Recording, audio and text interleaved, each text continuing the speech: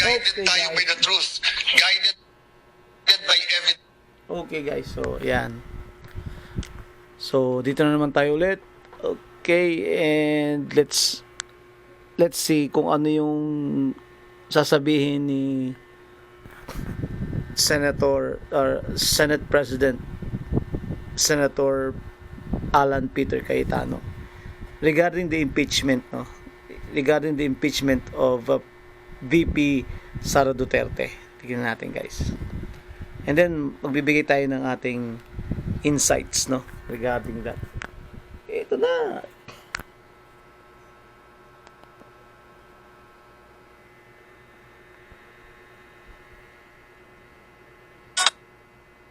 Evidence.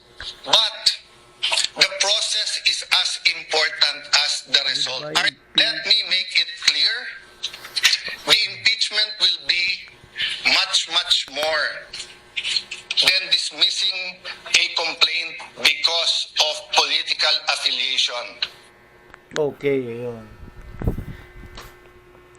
Ito na, guys. It could be, no, in terms of what Senator Alan Peter Cayetano said, that it could be dismissed. The impeachment case could be dismissed because of political that's political harassment, no, that's political machination, no, and that's political persecution. Yung sinasabi ko nung ko pa sinasabi yan yung ginawa dyan sa House of Representatives is considered to be as a political persecution for VP Sara. So thereby it could be dismissed, no. Ang sinabi dito ni Senate President Cayetano, two options. The first option is it could be dismissed, no, if it will be proven that this impeachment case, impeachment trial is for political harassment or political persecution. No, it's a political machination. Kung doon ang gagamitin yan, paninira lamang, no. Yan ang ibig sabihin yan. So mababaliwala yung impeachment case na yan. The other thing is, let's listen, no. Much more than convicting someone without evidence.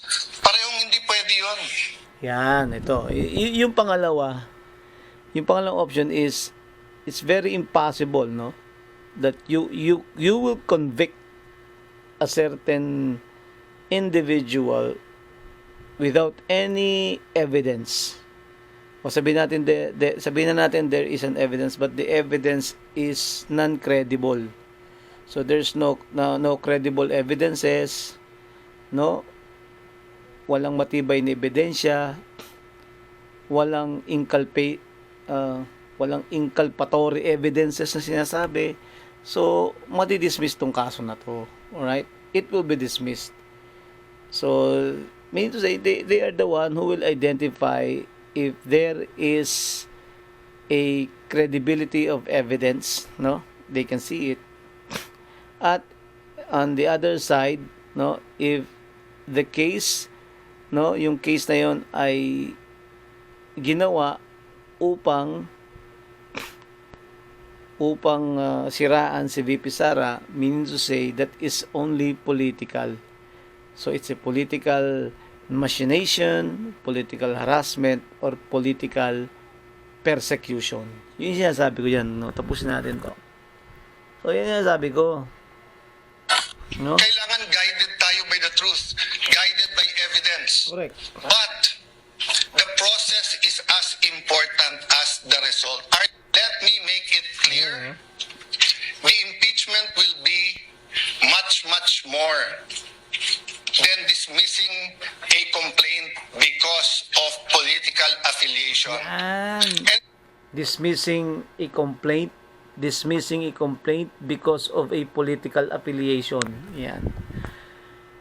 Dismissing a complaint because of a political affiliation. Yun nga, dahil sa pamumulitika Kaya lang nandyan yung kaso na yan dahil sa pamumulitika. Diyan sa may House of Representatives, no? At maging diyan sa Senado, no? It's also much more than convicting someone without evidence. Yun.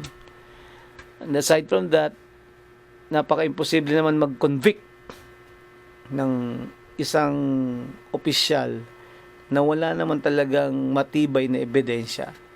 Kaya ganun. Kaya goodbye impeachment case. So, ibasura na yan. No, dahil walang kakwenta-kwentang kaso yan. So, dapat ang kasuhan ninyo, flood project. Flood project. Kaya nga sabi ko, maganda yan dahil ang Senate President natin is Senator Alan Peter Cayetano. Ang Senate Pro Tempore si Loren Legarda. At dapat ang maging Blue Ribbon Committee Chairman na ay si Idol Rodante Marcoleta. 'Di ba? Para mahuli na, no, mahuli na yung mga what they call that, mga buhaya talaga.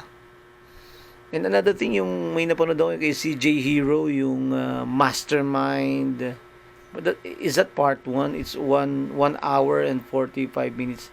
So sana mo yung wag mong itutok kay Martin Luther, no? Kay Martin Luther, wag mo itututok doon. So, sa part 2, dapat ilagay mo na sa pinaka-mastermind yun, sino yung punot dulo. Alright? Hindi naman kikilo si Martin Luther ng walang utos ng nasa taas, ng nakakataas sa kanya. Alright? So, yun guys. So, hanggang doon na lang tayo. And let's talk about something tomorrow. Alright?